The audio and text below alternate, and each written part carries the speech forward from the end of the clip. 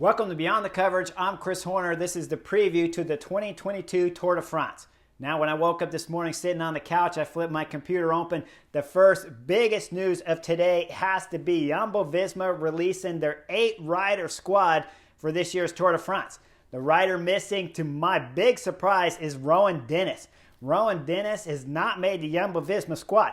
Now, let me remind you guys, he just got done racing at the Tour of Swiss when Jumbo-Visma pulled their whole squad out for COVID protocols. So I gotta believe that is the reason why Rowan Dennis won't start this year's Tour de France for Jumbo-Visma. Along with missing the squad this year is going to be Mike Teunissen. Let me remind you guys, on the Champs-Élysées last year, it was Mike Teunissen doing a fantastic lead out for Wout van Aert, who won the last stage of the Tour de France last year. If I'm Wout van Aert, I would be missing quite immensely the power of Mike Teunissen for the end of these stages. And let me remind you, when we start looking at this 8-rider squad here for Jumbo-Visma, they got some difficulties here because they have Primoz Roglic, Jonas Vingegaard fighting for the general classification, and Wout van Aert, who's going to be going for stage wins and going for the green points jersey. So not having Mike Teunissen on the team this year is going to be a big blow there to Wout van Aert's fighting for the green jersey and individual stages at this year's 2022 Tour de France.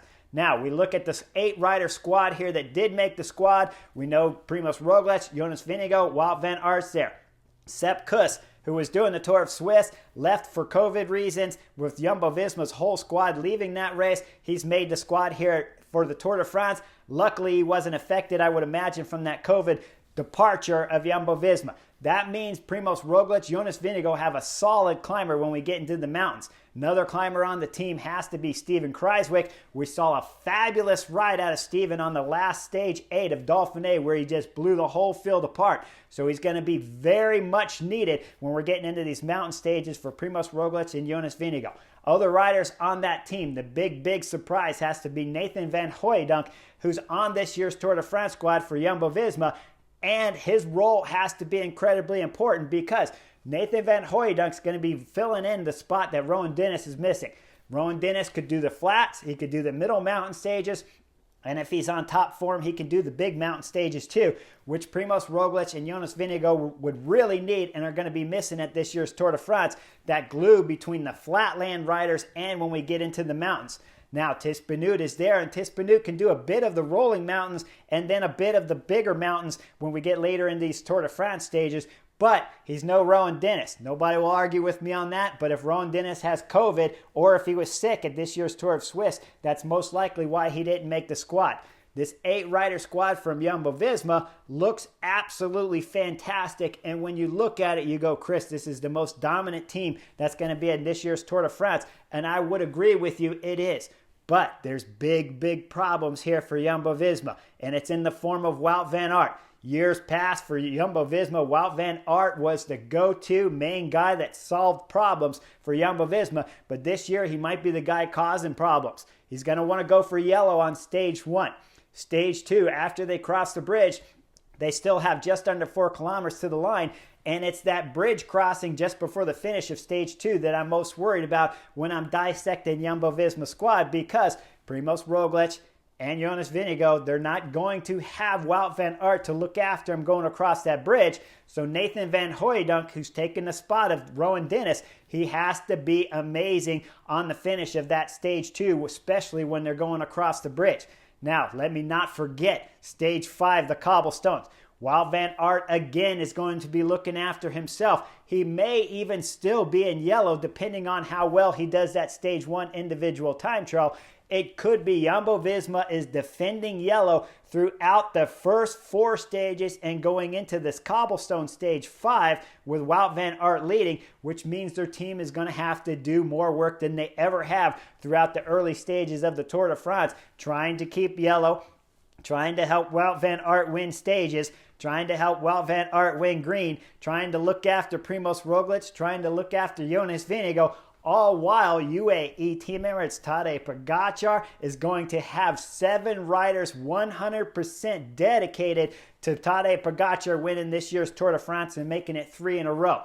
Keep in mind, UAE Team Emirates have not released their roster yet. Their depth and climbing skills at UAE Team Emirates is solid, so I'm not worried about who they will bring to this year's Tour de France when we get in the mountains. I'm more interested when UAE Team Emirates release their 8-rider squad, who is going to be their flat riders that can look after the team so that Tadej Pogacar can stay out of troubles. Now, we know from 2020's Tour de France that Tadej Pogacar can win the Tour de France without much team help. But when you're looking at a stacked squad of 8 from Jumbo-Visma of this much depth and this much talent, you gotta wonder if Tadej Pogacar's UAE Team Emirates have enough riders to look after him on the flat stages. Rafael Majka will always be alongside the 2-time Tour de France champion when we get deep into these bigger mountains. But again, you go back to that Jumbo-Visma squad. They have 2 big-time players when we get into the big mountains. Primoz Roglic, who of course can win this year's Tour de France. Jonas Vingegaard, who was second at last year's Tour de France. So when you're looking at UAE Team Emirates, Tadej Pogacar, if he's isolated on these final climbs and his form is not head and shoulders above that of Primoz Roglic, now Tadej Pogacar could get himself in trouble. If he's solid on these mountain stages, which we know he will be, he just got done dominating at Tour of Slovenia, but when Tadej Pogacar attacks up these last mountain summit finishes here at this year's Tour de France, he could have Primoz Roglic sitting on his wheel, who could have Jonas Vingegaard back there chasing, and that will allow Primoz Roglic to say, hey, I don't have to chase. Tadej Pogacar, I got the Jonas Vingegaard card in my back pocket. I don't have to use it, but I will if you do not just keep pulling me the whole time. So Tadej Pogacar could be in difficult situations if his form is on even par there with Primoz Roglic, because Primoz Roglic sitting back saying, no, I won't work. Now Jonas Vingegaard catches the group in front because Tadej Pogacar is not going to pull Primoz Roglic to the line. Jumbo-Visma can start 1-2 and the Slovenian champion, 2-time Tour de France champion, all the way to the finish, and Tadej Pogacar might be forced to have to do the last few kilometers of every climb on the front and then defending in the individual time trials if he happens to be wearing yellow in these mountain stages of the Tour de France. And let me remind you, when we get to the individual time trials at the Tour de France, Jonas Vingegaard can time trial pretty solid. He's gone top 5 many, many times at the Tour de France last year in both individual time trials, if I remember correctly.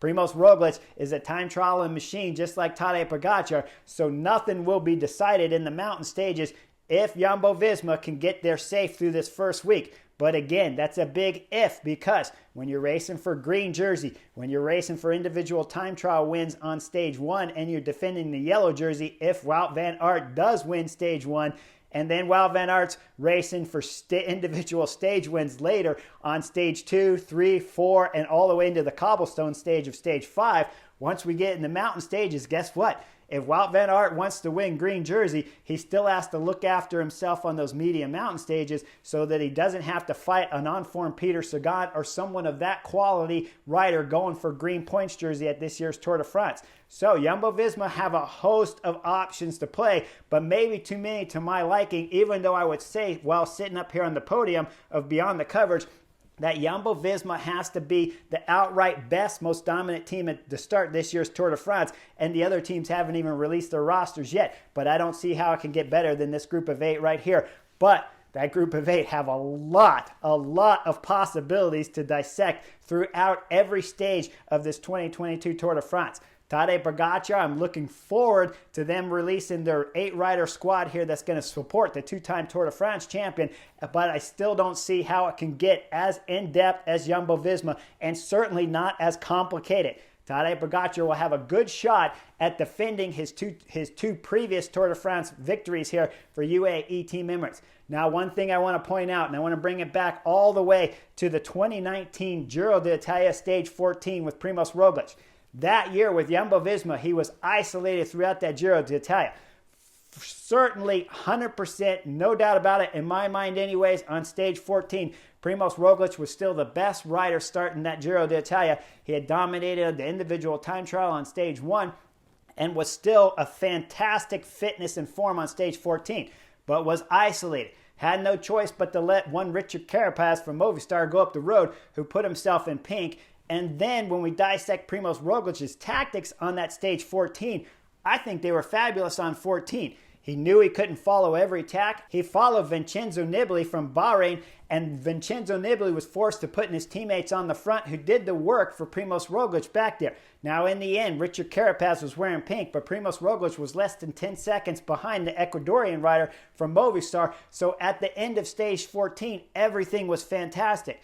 Now we fast forward to stage 15, where Jumbo-Visma were a catastrophic nightmare on this stage when it comes to the tactics that were employed.